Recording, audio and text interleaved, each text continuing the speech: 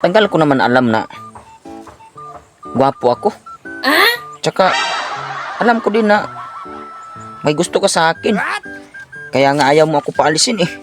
Kasi gusto mo ako. Aminin mo. Huwag ka nang magsinungaling dyan. Alam ko naman yun, nagwapo talaga ako. Hoy, wala ko sinasabing ganyan ha. Wala ko sinasabing ganyan. Yan ang hirap sa'yo. Pilit mong tinatago dyan sa loob ng suso mo na hindi mo ako gusto. Wag mo na akong anuhin dyan.